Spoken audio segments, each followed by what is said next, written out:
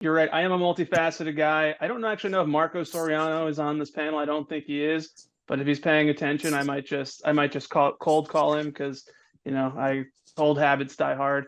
By way of introduction, in addition to being a multifaceted individual, I'm primarily an attorney, but I wear many hats. So I like to say, just like your favorite comic has a favorite comic, I'm like your favorite attorney's favorite attorney. I'm basically an outside general counsel to a number of different clients across different sectors, including a couple of family offices.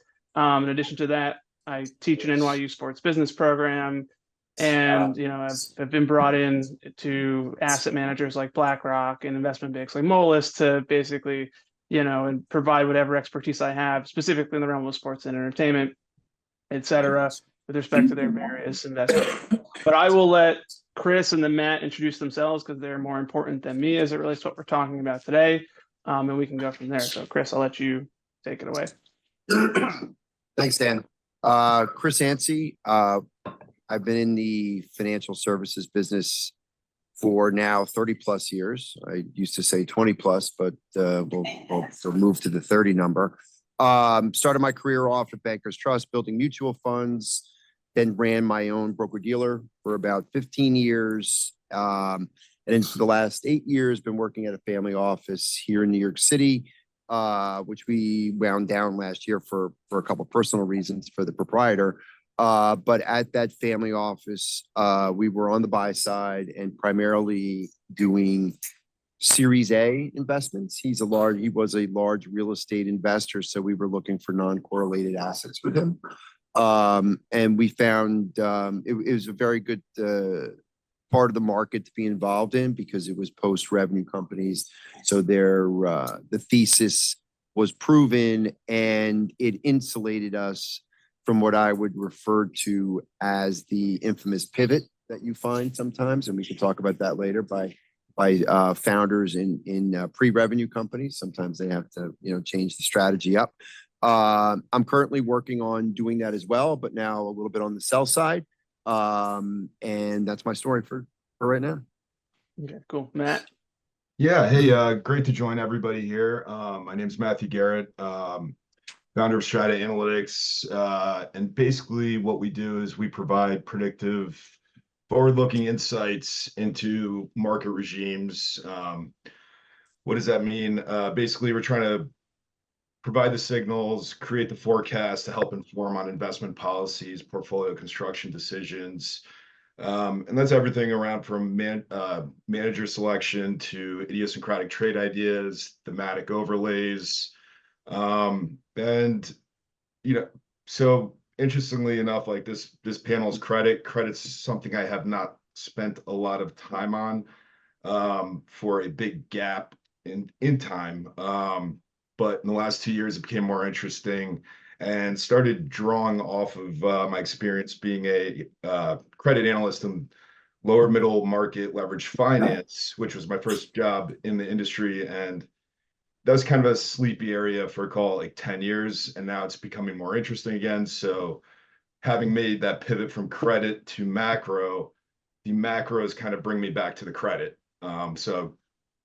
Super excited to talk on this panel and kind of jump into the discussion and kind of share what we're seeing and what you guys are seeing as well. So what you guys don't get the benefit of seeing behind the scenes is that, part of like the Ivy Family Office Network and the planning for this is kind of like improv, and I get handed broad topics and they let me figure out what I can do with it and make it interesting and entertaining. So today I've been tasked with making private credit and private equity entertaining, or rather interesting. So I'm going to start with you, Matt, and ask a broad question here, which is, what is interesting about the world of private credit in the year 2024? And let you take that any way you want to take it. Yeah, so I think probably the most interesting aspect is 2024 is now a period where we have benchmark rates at 5.25%, 5.5%. Most private credit, the borrowers in that paper is floating, so you're paying a spread to that floating rate, and that's after a period of since mid 2008, all the way up to 2021, where rates were basically at zero. So today's world compared to the previous 12, 13, 14 years is you now have these leverage borrowers paying an extra 500 basis points on a leveraged business. And that means a lot. That changes a lot of dynamics with regard to equity and credit, and even like where you sit within the capital structure. What about you, Chris? I'm going to drill down, but I just what is interesting about the timing, about where we are and where there are opportunities. Are there more opportunities in private credit given the rate environment, as Matt alluded to, or what's your take on that? Well, I think in order to sort of co-join the two, right? Because everything correlates with each other, right? So we have to remember what the Federal Reserve was doing is unleashing animal spirits, right? So by lowering interest rates to zero, was pushing capital into riskier assets, right? In order to, because they weren't getting paid to wait, right? So they had to go into. So that led to this private equity boom, right? Which we saw over the number of years, you know, from the large guys all the way down to like sort of family office shops, like when I was at, where we were just raising money for a lot of startups and stuff like that. So now what happens is now the Fed's normalize rates, okay? That does a lot of things, right? So what does normalizing rates mean? It means that there's a lot of people that were running businesses, whether it's real estate families here in the city or whether it's small founders. Now you got a hurdle rate, right? Now you got a hurdle rate in front of the business. And it's a lot easier to run a real estate portfolio if you're financing under 2% or 2% and your rents went up 4 times, right? So now all of a sudden your refiability and all that is getting pulled out. Other companies now have a hurdle rate. So it's going to be harder for them to achieve profitability or get to what they got to do in terms of whatever their quote unquote, company is looking to do. So what we're seeing is the rate environment has led to a little bit of the gumming up of the works in private equity, right? So you haven't seen a lot of buyouts. I mean, you've seen some, marquee things and the market. Pardon me? That was Marco. Oh. Turn off your mic. Sorry. So you haven't seen a lot of buyouts. So I'm like my customer base on the sell side business, we have a lot of we have some family offices, high net worth individuals. Well, the high net worth individuals are saying, I'm rolling bills. Like for the first time in my 30 years of doing this, I'm competing with treasury bills. Like I've never competed with treasury bills, certainly not in the last 10 years. So they're like, look, I'm getting 5, I'm getting 5, whatever on my bills. So that's making that harder. And then from a financing side, the bigger acquirers are a little bit jammed up. So no one's gotten liquidity events. So now you're starting to hear stories of people, companies are now looking to do a bridge round or they're looking to do another series in order to figure out how to keep the whole game going. But then a lot of their limited partners are saying, I'm not doing another cap call. I want you to sell the company because I've been in this thing for 7, 8 years. I can't get out. So to go back to the private credit thing, like at the end of the day, rates matter. And the economy, and I think everybody got very used to cheap money. And I use the phrase, it's like kind of a daddy's come home market, right? Like all of a sudden he's running around like when we grew up saying, don't use the long distance. What am I heating the neighborhood? Like shut the door, turn out the lights, right? It's like you move 500 basis points and all of a sudden everybody's getting a little bit cheap. Yeah, I mean, if I could jump in, if you think about like what the magnitude of 500 basis points means, it's, if a company's levered 4 or 5 times, then you're talking about 25% of EBITDA interest rate cost increase. That's the equivalent of a quarter of your EBITDA. And if you think about that, that's one way I've described it to people kind of quickly at a high level is like when the rates are up at this level, you've taken the return fire hose, like where the economics flowing, and where it was low interest rate environment, it was aimed purely at equity and junior debt. And then when you take it up higher into the 5 range, 4 range, then it's hitting senior debt.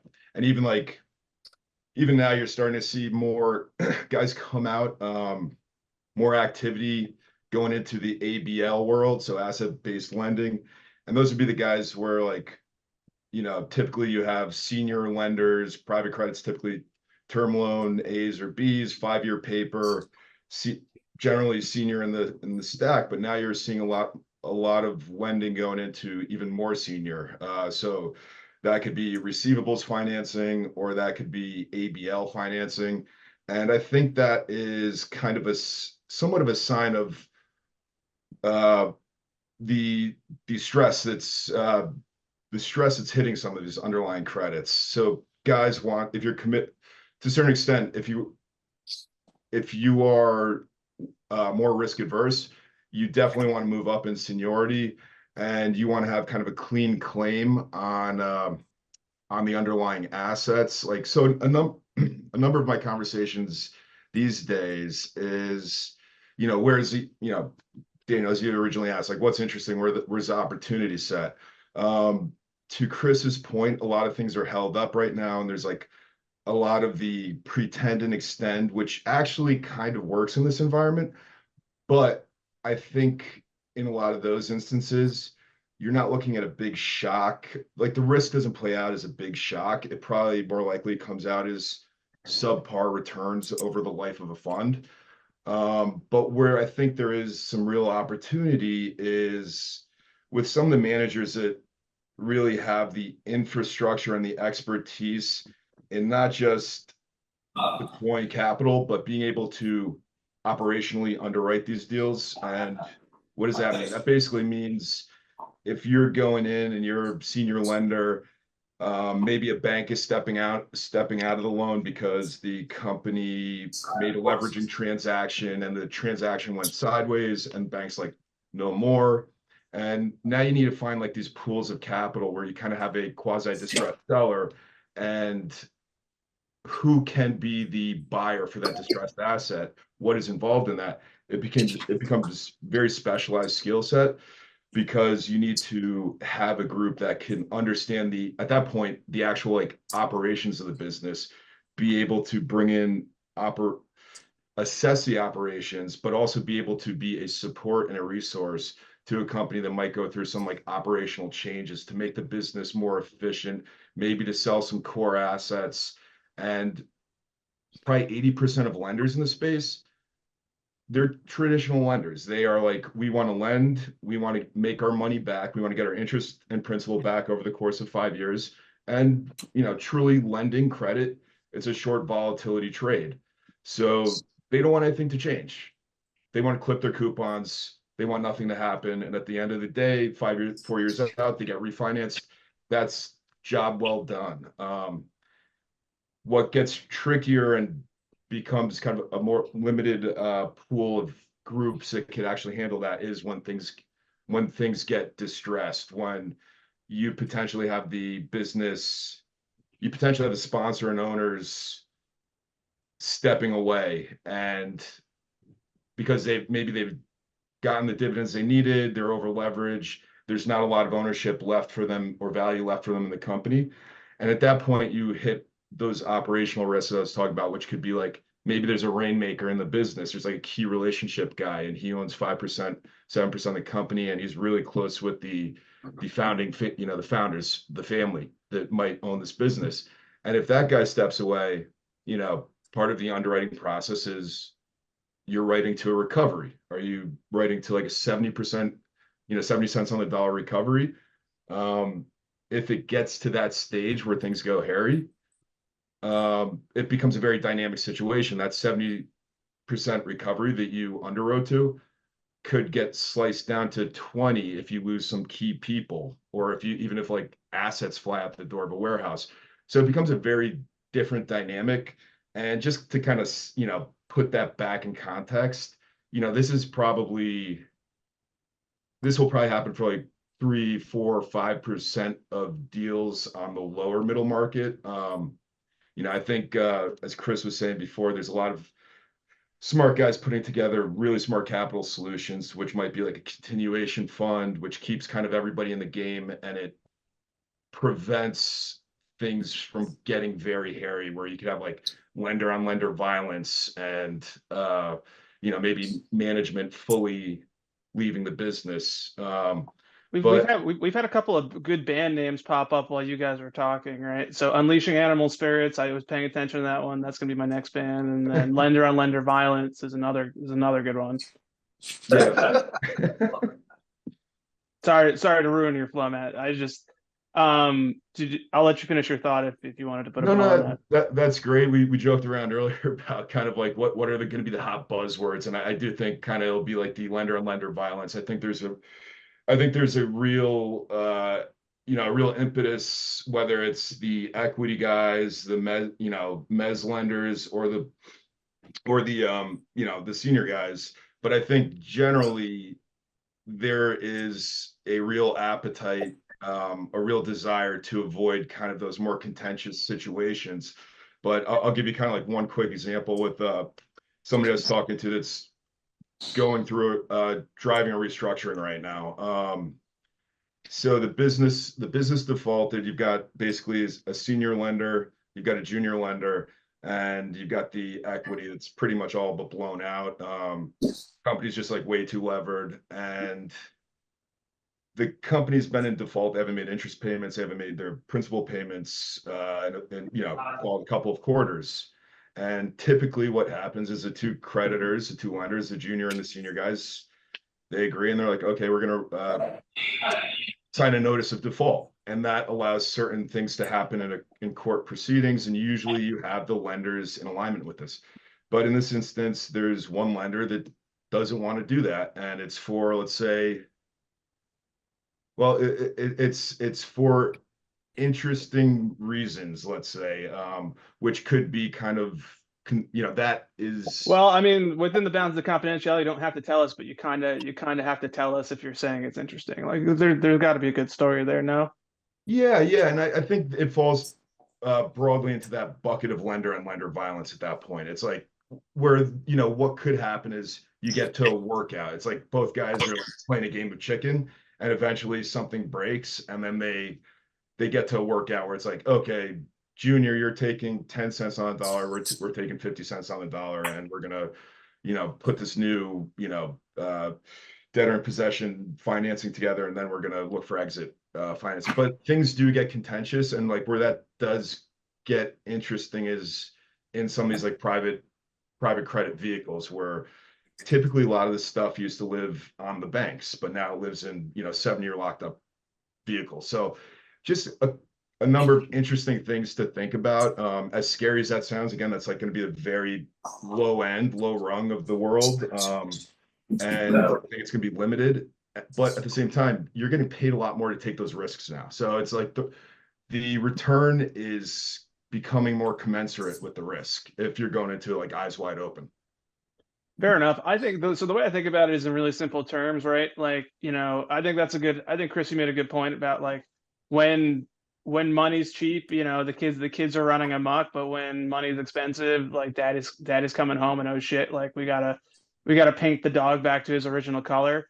But like when money becomes expensive really, really, really quickly, as it has because of the restrictive monetary policy, I think certain sectors have been more vulnerable to that. And so I guess, Chris, I'll hand this to you. Like, which sectors have been more vulnerable to just like the restrictive policy, and which are attractive because of the fact that they're capital intensive and might be in need of some sort of flexible capital solution. We had mentioned real estate. I don't know if there's others that are more prime for this kind of capital. Yeah, I mean, like, we're talking private equity, which is become, a much bigger part of the financial landscape over the last decade because of what we were talking about in terms of cheap money. Look, they always say don't fight the Fed, right? I mean, that's a standard line everywhere. And this was probably the most telegraphed rate hike, even down to the speed at which they were planning on raising rates. The fact that some people got sideways is a little bit interesting, but I guess, those handful of banks or whatever, if you were given the largesse that you don't have to market your holdings, right? You won't, right? So, but that eventually caught up with them. I think the sensitivity, getting a little bit, broader in scope to the panel. I think the sensitivity is obviously commercial real estate, right? And that is playing it out. That's playing itself out in an interesting way, partly because for the first time, the underlying asset's true viability is in question, right? When you're looking out the window here, on the 38th floor, and you could look out and you could say, oh, New York City's coming back. I don't see anybody at work in these buildings, right? As kind of an obscure sort of analogy, I equate some of these buildings to like whaling ships. Whaling just ended overnight, and basically, and Sag Harbor and everybody else didn't know what to do with themselves. And now I'm sitting here and I looked at one building on Park Avenue and I'm like, wow, what is that? Because the building next door was torn down, so I could actually see the size and scope of the building. And I'm like, wow, look at the size of that thing. Nobody's in it. I said, is that a whaling ship? And that was a year ago. Well, 3 days ago in the newspaper, 2 days ago in the journal, there's a picture of that exact building on 50th and Park Avenue going to auction at $8 a square foot. Certainly not the 120 that they were charging. So I think you're in the credit world, like you said, like the lender on lender stuff, you're going to see the stack at odds with each other, right?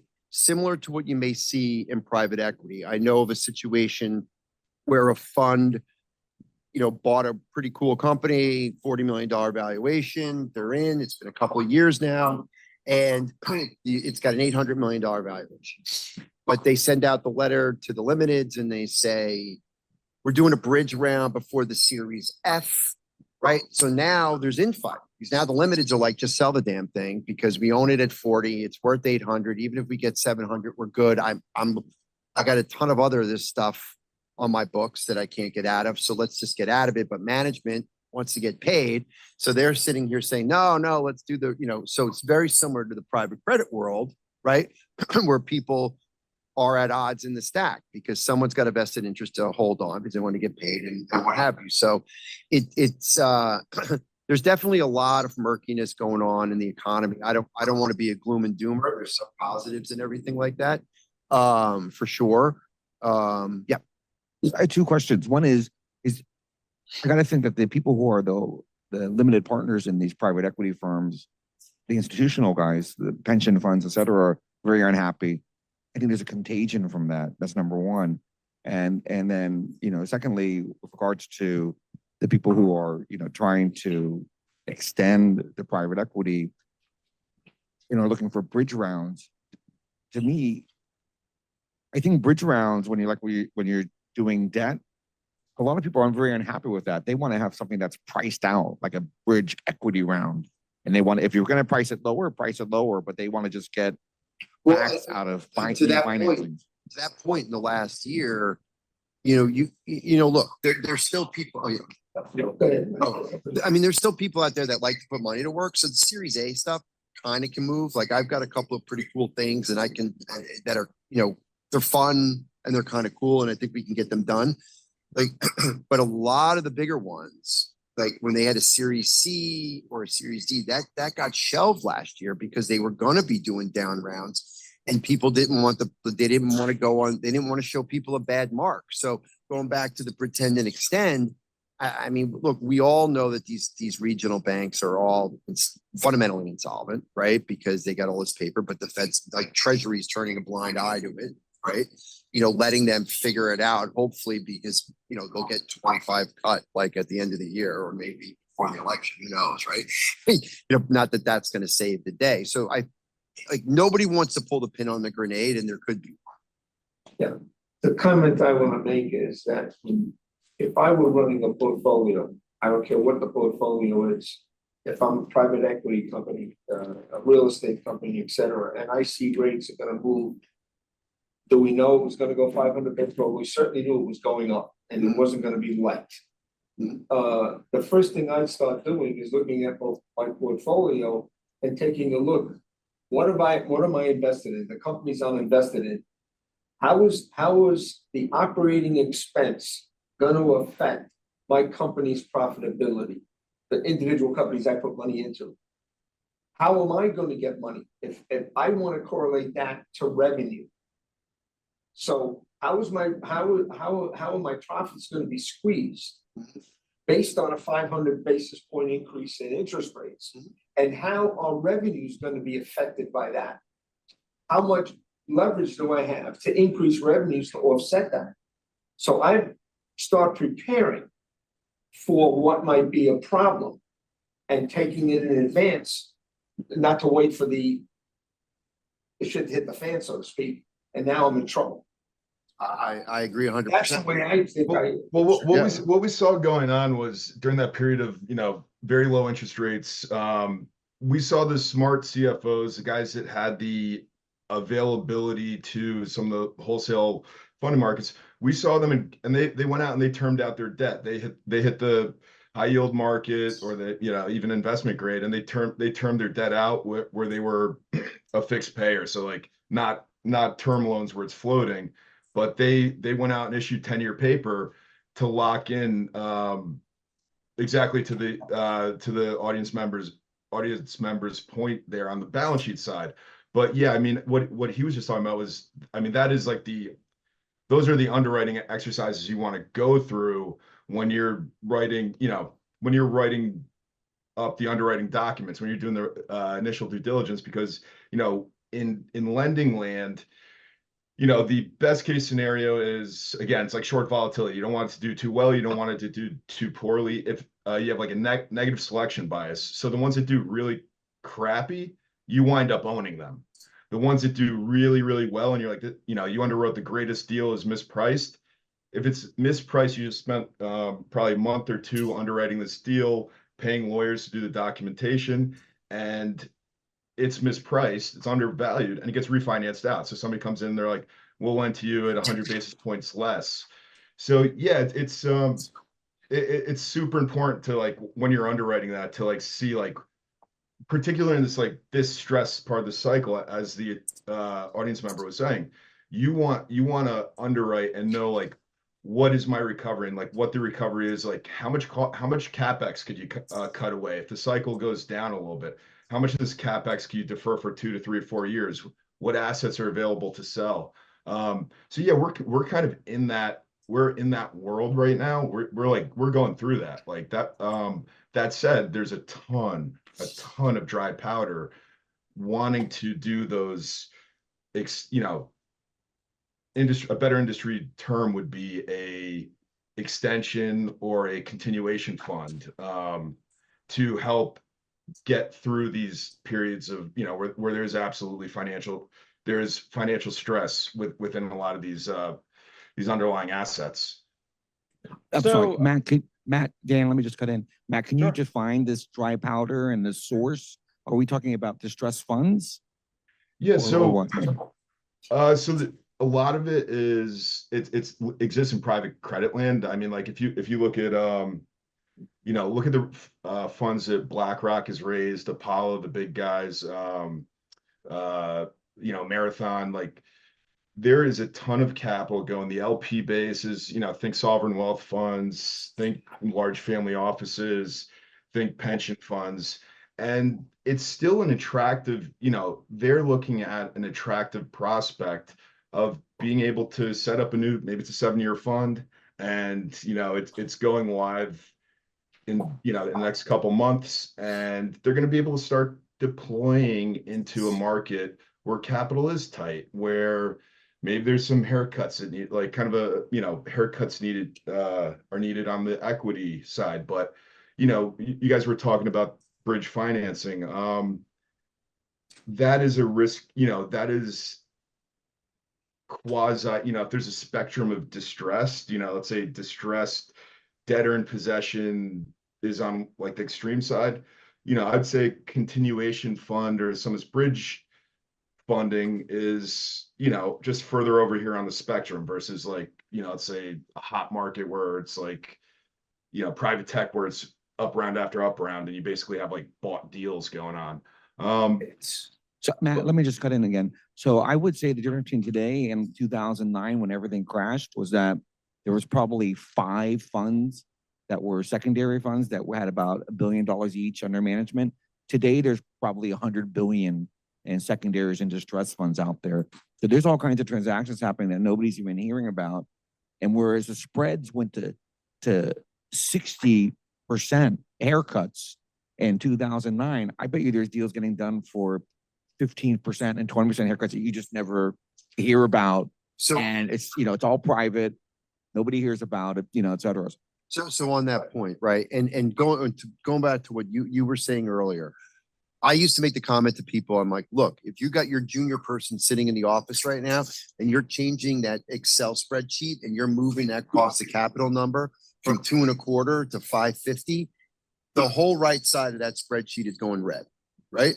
And you should have probably ran those scenarios. So that goes back to what Matt said, like there's going to be smart people that are stewards of their business that were getting ahead of it because they've been through a couple of cycles, right? The problem is, it's like from a generational thing, we've got a lot of people in financial services that never saw a timestamp, they never saw paper. Like it's a very intangible business to these people today.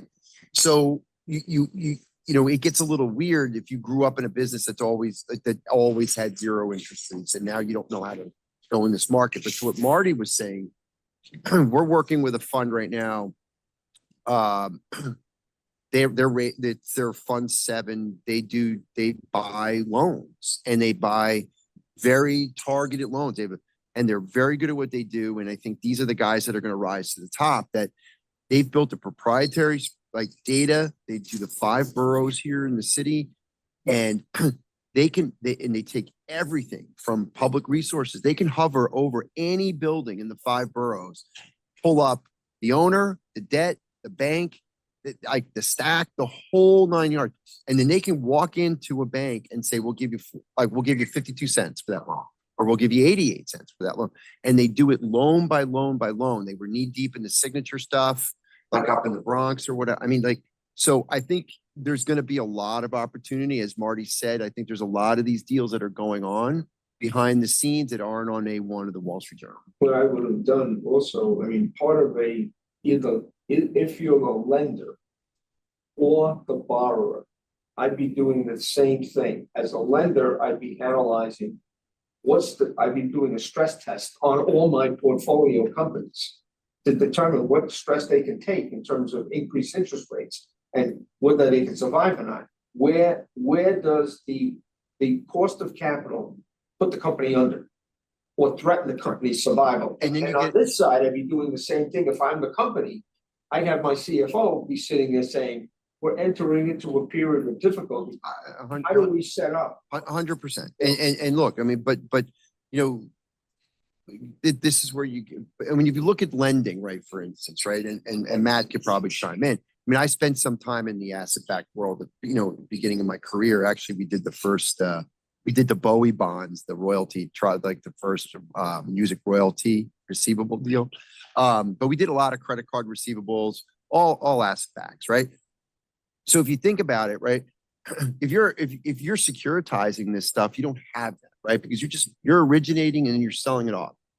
And that's what's different about this cycle, is that the big banks are completely insulated because they don't have anything on their balance sheets, right? For the most part, right? They've pushed everything to what Matt was saying, to all these private credit funds. They've pushed the risk out into the stack.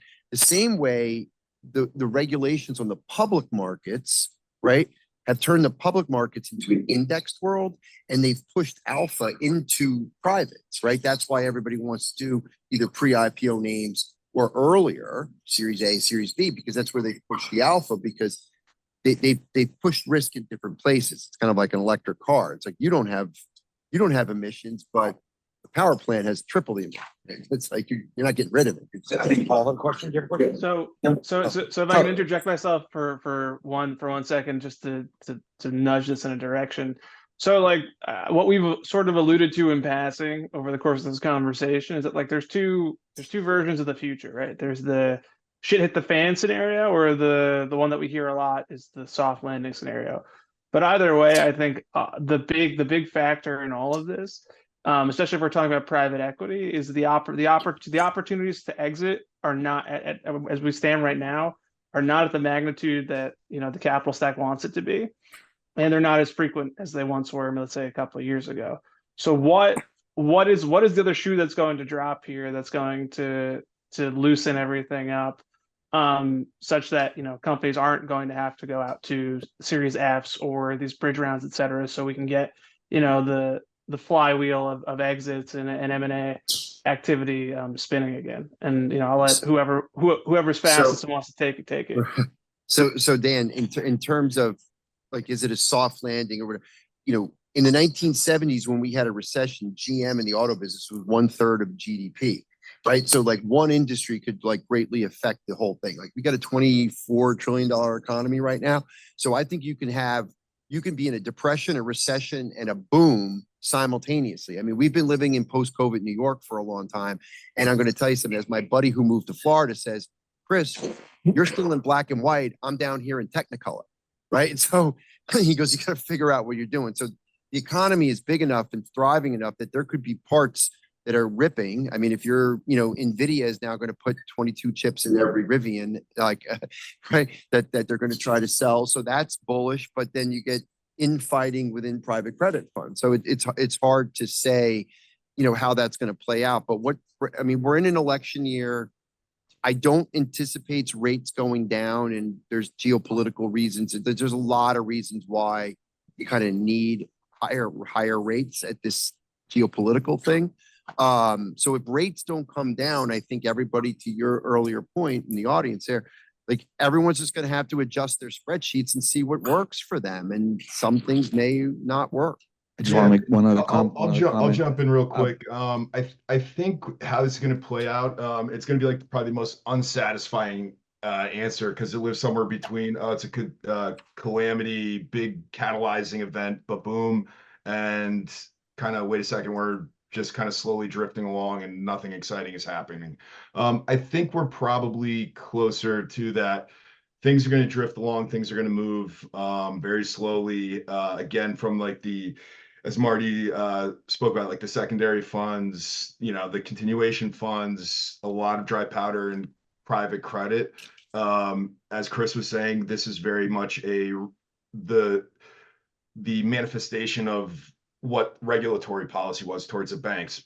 Having all the banks push it off the balance sheet.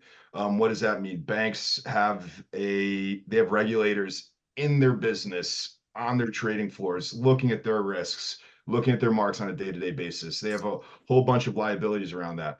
They used to be the guys that were writing these, underwriting these deals, issuing these loans. Now these loans exist in locked up drawdown structures.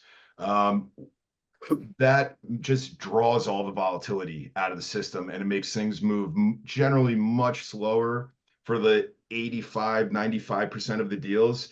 And then it'll just be like that kind of like 5-6-7% maybe that are just kind of untenable, something went materially wrong, act of God kind of thing, or extremely over levered, and you just basically, those ones kind of fall out. But I think based on the amount of dry powder and the form of where that dry powder is, I think it's very much going to be a slow, drawn out process where slowly the economics will shift from one group to the other. But it'll be like, wow, this my equity fund is underperforming. There was vintage of 2022, but my private credit 2023 vintage fund is it's doing great. And it's generally the same investors in both both sides of the capital stack. Yeah, and it'll be a cherry picked.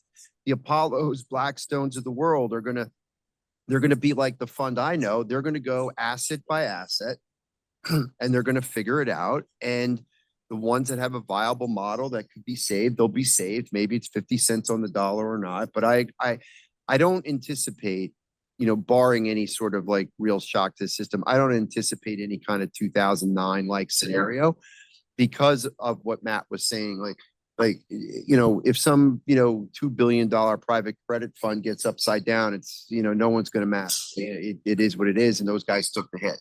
Let me just throw something out there. I'm going to say that we've already been going through rolling recessions for the last 4 years since COVID. Yeah. So, I mean, the guys that were doing like revenue financing back in 2020, who were like financing all the revenue from restaurants, they all went out of business like on the first day of COVID, right?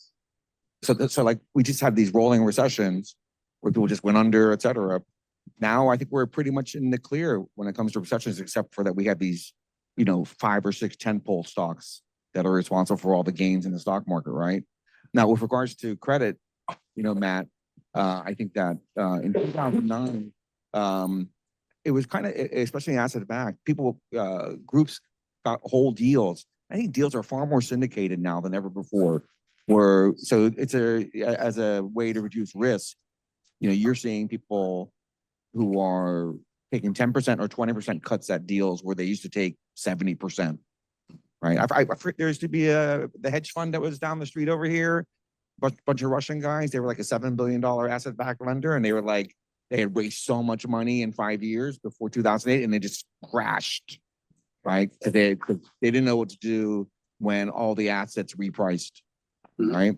But I don't think that situation is as likely to happen today as it happened then, because as I said, everything's syndicated, and so people have a lot more pockets to reach into to kind of do a bailout or extend and pretend, et cetera. Yeah, I think Marty, the how upper are we tier, doing like that? let's say middle market, upper middle market, it's very much efficient. It's very much syndicated. That's kind of like a well-oiled, efficient machine now. I think where the opportunity probably lies for more upside, where you could if it's a smaller credit fund or smaller family offices, it might be like writing like $1, $2, $3, $4, $5 million checks. I think it's definitely in the lower middle market if we're talking kind of like credit opportunities, distressed flavor, because that's kind of the area where the economies of scale don't work for the big pools of capital that might be, at the end of the day, their LPs are sovereign wealth funds and large pension funds. So it's like, I think that lower middle market is still inefficient, and the inefficiencies usually lead to some good, some interesting opportunities. Marty, how are we doing on time? We got about 5 minutes. Okay, gotcha. I think Cool. there's another Chris, question. Did you have a question? So, yeah, so where exactly are we now? Are people starting to allocate more toward the distress and looking for that opportunity? Or are they still, if you had, for example, if you had a lot of money dedicated to equity investments, are you now saying, you know what, it's time to cut the cord and start to look for distressed deals and things like that? We can't invest all this money into new. I think I think people are starting to dip their toe, but to the gun, I think they're raising funds now, anticipating it's going to get. I think there's another leg down. Like I said, you got that building, it's going to auction for like $8 a square feet. Like, I mean, and then when you read these articles, everybody who bought the building for like 600 million and now it's trading for 60 million. It's all pension funds, right? Like they're always a day late and a dollar short to every party. But I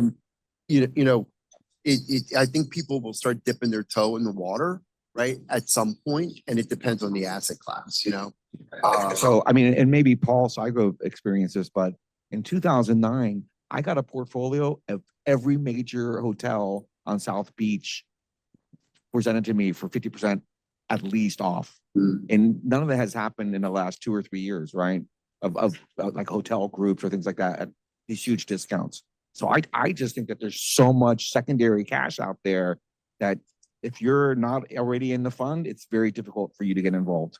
To what extent would or has it been used, private equity, not private equity, preferred stock used to offset the cost of capital? For instance, when you had low debt cost, you put up a minimal amount of equity. So when you have an increase now, 500 basis points, 600 basis point increase in cost of capital, you're giving up maybe some of that equity to a preferred where you're getting a lower cost of capital to offset that, and you're not giving up very much to get it. Is there a correlation going on between those two entities? Because again, the equity portion in the transaction was significantly low when you can turn around and get debt at next to nothing. So now you could offset it with preferred to offset the high cost of debt. So the preferred would get an equity piece of the transaction, so you got to give up some equity, but you get a lower cost of capital in terms of the interest rate being charged on the debt, on the preferred. Does that make sense? Are you talking about public equities? No, I'm talking about a preferred infusion of capital where companies are now looking for ways to offset the problems that high debt has occurred. No, not in private equity land. I mean, look, each series, in some private equity like some portfolio companies issue common throughout the stack. It's very rare. So you already have a pref schedule in private equity where like the C is pref over the B, the A, like in the stack. So in a buyout that matters. If it goes public, it doesn't. But so there already is that kind of, So maybe real estate. and that's where you get into people wanting to do like an F round, and they may have to say, I'm giving you a 2x liquidation preference in order to get the money in, but then that pisses off everybody. Like that pisses off, they're going back to the lender or the infighting, because then that pisses people off, because now this guy just got into the party, granted a higher valuation, but he's gonna get the first 2x on this like me, so I may not get paid in full, but it's not. That already exists. Okay. Cool. Marty, I see might you, so I see some- imagine you want me to wrap this thing up, or you're wrapping this thing up? Take a couple more minutes. I still think that the great opportunity in private equity is in this massive group of baby boomers who are retiring and need to sell their businesses. I mean, there's roll-ups, And we need to build pickleball courts. pickleball courts Oh need my to be God, built. yeah, of course, there we go. That's on the bingo I actually card. Had was I was to shopped the figure that pickleball figure out court, finagle that way deal. in there. So I had to tell you, the funniest thing is that I was on the train yesterday coming back from the dinner party, and I ran into Andy Fish, who spoke on a panel. He spoke on your panel in September, right? Andy's been around Wall Street forever. Yeah. And he's like walking with a limp. And I said, what happened? He's like, oh man, since I spoke 9 months ago, I tore my Achilles heel. I said, what you like skiing? Did you like trip on a stair? Did you fall on a stair? No, I was playing pickleball for the first time. I was like, First off, yeah. Well, maybe Marty, I think you answered the question. I think the opportunity in private equity is investing in orthopedic surgery centers because of the boom in pickleball. Yes. right next to pickleball courts. Yeah. actually, that is a thesis. Meanwhile, I have an appointment with my ortho without even needing to have played pickleball. So I think that's more credence to your view, Dan. Maybe each Yeah, one of you okay. can spend a minute talking about what's the best opportunity out there right now from a private equity point of view. And Dan, maybe you can talk a minute about sports franchises. If you want, so- that's helpful. All right, so I'll talk my book for 30 seconds. I've got 2 deals that I'm working on that are interesting because it seems to be a little bit of a shift. In the last like 20 years, data aggregators have been kind of the winners. And what do I mean by that? It means if you're Facebook or any of these guys, you're collecting data just raw, you're dumping it on other people, and you're saying, go ahead, figure it out, here's your data, right? The marketplace now wants what they're coining actionable data. They just don't want the data. They basically want to be told, like, well, now what do I do with it? So I'm working on two companies that are kind of backdooring in different ways. I've got one company who's collecting data across real estate portfolios. And I was telling Marty earlier, anything from swipe data, HVAC data, water usage, energy usage, pretty much anything and everything you can get out of a portfolio of buildings. And then what they are doing with that data is they're providing that to the owner, the landlord, for a variety of different things that they can do with it. But primarily what that data is going to be used for is creating customizable insurance. Because nobody, obviously, real insurance rates have all doubled. We've all seen it with our cars and stuff, right? So now people, they don't want some guy with a green shade telling you off of an actuarial table what he thinks it all will be. They want the data to say. So the data may come back and say, hey, these 17 buildings, you should self-insure. These 12 buildings, you should carry this kind of coverage. And then we've got, Lloyd's or whatever to come in and like do that. The other company is doing something similar, but completely different mechanism. And this one's a little out there, but it's an ag tech product, and they've created a proprietary spore for you. It gets sprayed on the crop. And what does that mean? It means now that spore is traceability throughout the cycle. So you can trace a piece of lettuce all the way through the cycle based on the spore. Spore is harmless for everybody. But what does that mean is, well, there's a couple of different things you can do about it. It means for recalls, traceability, but most importantly, insurance. Now, crop insurance can be delivered in a more efficient manner because A, you can actually defend whether or not you're in the market with that product. And then we just found something out recently in terms of that particular is Monsanto is interested because apparently farms going on lender and lender stuff, farms are suing each other because you're using glyphosate. I'm not using glyphosate. Now I got glyphosate on my farm, so I'm going to go sue you for the glyphosate that blew over to my farm. But now we're coming into the market and we're saying, see if there's, if your plants don't have our spore on it, then you have no lawsuit. So it's actually all working out. But anyway, those are the two kind of things that I thought were pretty interesting that I haven't. So it's kind of like a chain of custody sort of thing. Yeah. Okay, great. Matt, what are you working on that's most interesting, or what do you think is the most interesting thing out there right now? So kind of going back to kind of the early comments I made, it's definitely, I think there's going to be a ton of activity around private investments and everything from the equity to senior parts of credit. And as far as, I think a lot of family offices over the last few years, rightfully have deployed in that space. I think there's some like very critical decisions for deploying any new capital into that space in terms of like, maybe it might be like top 10 percentile of funds are going to perform at or above, where they're expected, I would imagine. I think as far as navigating that world, so interesting conversation I had recently. One of my professors in undergrad, he was a senior staff economist for the Federal Reserve in DC. He worked super closely with Volcker, super closely with Greenspan. I got to know him really well in the run up to the financial crisis. I was 2016, late 2006, I was a guy like kind of ringing the bell and sniffed out an issue stemming in the credit market stemming from mortgage-backed securities. Spoke to him a lot about monetary policy when he was on the faculty. I caught up with him in the last few months, and I was like, Dr. Simpson, like, what are you doing these days? So he actually went to a new university, and so this guy's very much involved in high levels of think banking, central banking, and globally. He went to a new university. And he's building out a whole program for commercial banking and credit because there is such a deficit in banking and credit talent these days.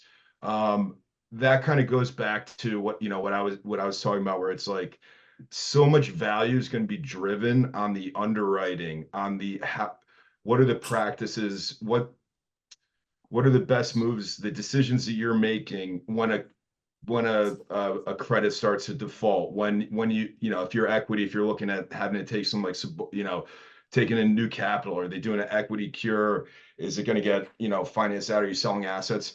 That's going to really be the area of focus, and it's going to drive tremendous delta between outcomes, and it'll literally be the 70-80% recovery versus like a 10 or 20% recovery, which has huge portfolio impact. So we've been working with a couple of groups that both advising the LPs around that and some managers, but also working with some of the groups that actually have the ability to go in and drive some of that process, drive some of that important technical process to ensure a higher recovery and a best outcome. Dan Marcus, you want to talk to us about sports franchises? Yeah, I mean, I think to tie the themes together, and Marty, I went from panelist or moderator to panelist, so that was pretty seamless transition. So kudos to you, Marty. I think that actually, contrary to what you may think, sports franchises are probably at a pretty inflated value right now.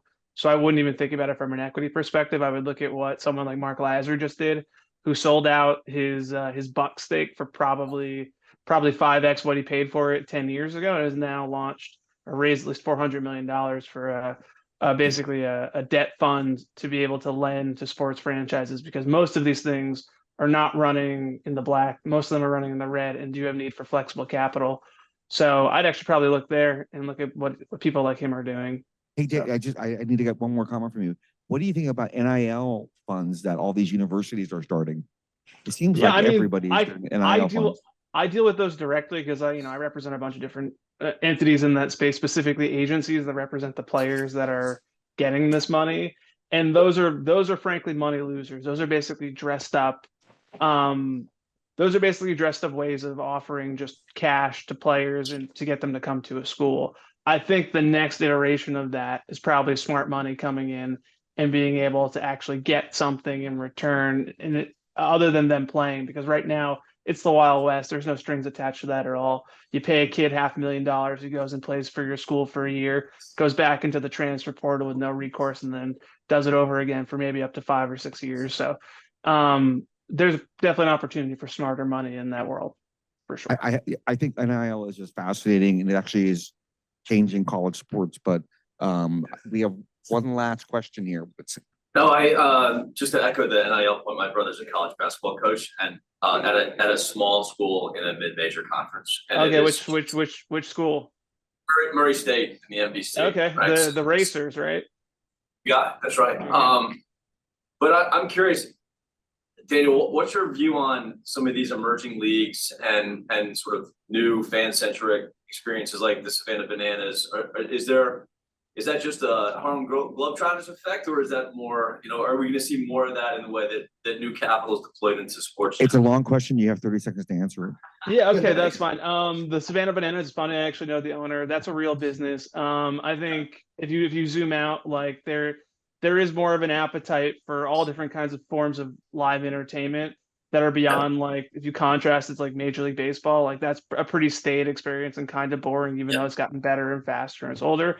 I think there's more of a shift, especially with the younger generations that are used to consuming things in snippets, kind of like the snippet I'm giving you right now, to get something that's faster, more digestible, and more engaging. And I think the Bananas are just an example of that. But TGL, like the golf league that Rory McIlroy and Tiger Woods are starting, et cetera, examples of that. Like those are the next wave, and I think that's for a younger audience. I don't think it's for the audience that has the appetite to watch a 3-hour baseball game.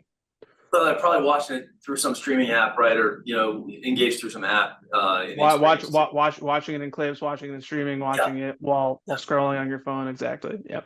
Yeah. Are they trying to start a 3-on-3 hockey league? That exists already. Yeah. I've seen every deck for every bad idea of starting a league, and if you understand how expensive, there's a lot of bad ideas. A lot of bad ideas.